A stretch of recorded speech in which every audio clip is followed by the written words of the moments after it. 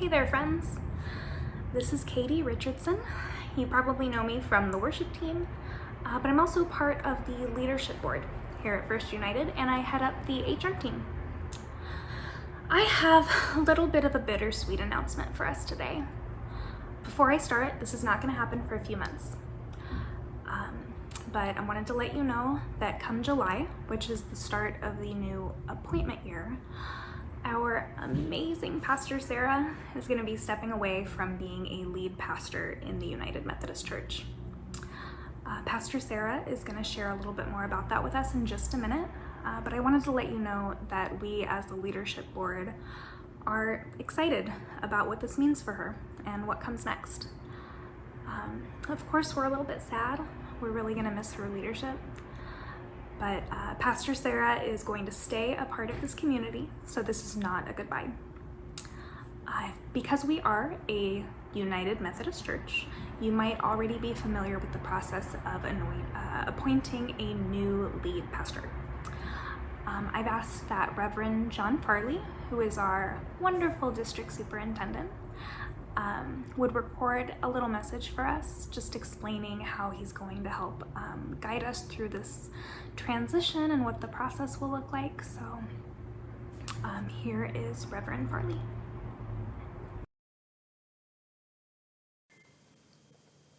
Hello friends, my name is Reverend John Farley, and I'm what they call the district superintendent for the churches that are part of the Southern California area, of which the First Church at Costa Mesa belongs. I know you've had some big announcement and there's lots of questions that come to mind. So I want to take my role, which is to explain a little bit of the process of how pastors are selected. You see, in the United Methodist Church, pastors, including Pastor Sarah, we're appointed to our local church every single year.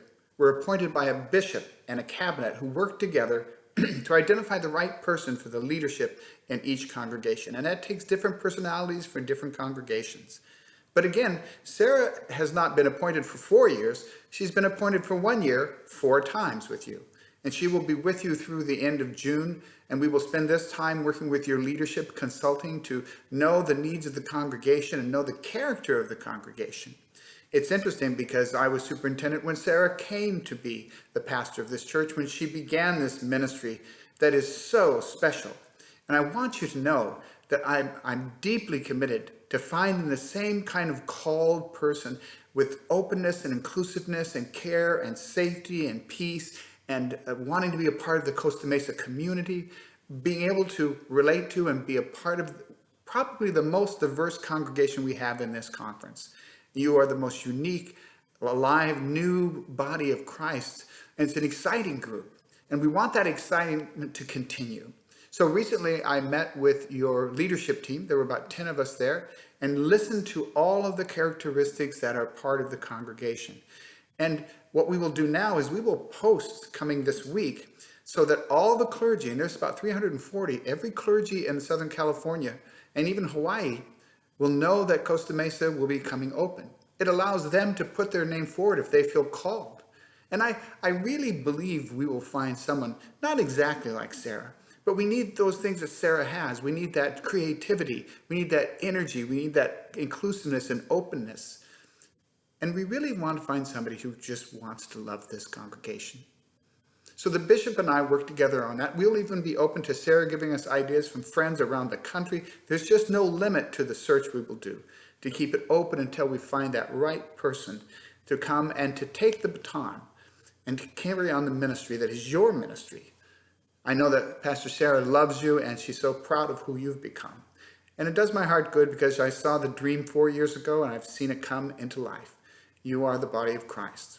So you will be in my prayers, and you'll be in my process, and I'll work with your leadership and with Sarah.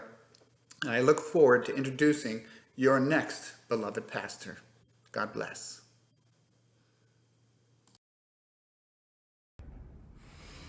Hi friends, this is a really hard recording to make. In fact, this is now take 4. I brought Tenor, my emotional support dog, with me because I know that for me this has been a very emotional decision for me to make. I am so grateful to Katie and John, our district superintendent, John Farley, and Katie, who is the head of our HR department in our team, in our leadership board. So thank you so much for sharing the information that's hard for me to say. And I wrote down all the things I was gonna say, but we have 7 months to unpack and say goodbye, and not really goodbye, just as I transition into loving the church from not being a lead pastor for a little while. This has been the most incredible 5 years of my life, and I'm so grateful for it.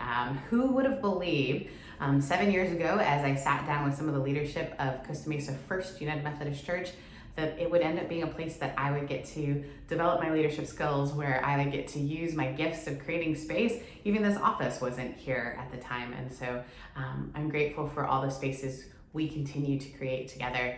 We do have time. We're gonna continue to do ministry in a way that is moving our community forward. I'm gonna stay in Costa Mesa, I think, for a while. And so I'm not packing up and leaving. It's just that I'm really feeling God is calling me in to something different, and I don't know what that is yet. I know all of you are wondering. I am too. One of my favorite quotes is from Martin Luther King Jr., which is the idea of faith is taking the first step when you don't see the rest of the staircase. And I feel like this is definitely one of those. I'm taking a step and I don't know what staircase I'm getting on. So again, thank you so much. We made it through Tenor without crying. I am so blessed, thankful for our staff, thankful for all of you who have journeyed with me as I've had to make this decision. And oftentimes people leave under bad circumstances, and this is leaving when things are great. So thank you so much. And I'm grateful that I have time for us to, I guess, have a long goodbye. So again, I hope that you'll be able to hop in on Wednesday in case you have anything that you want to process with me and with our leadership board. So have a blessed day, friends.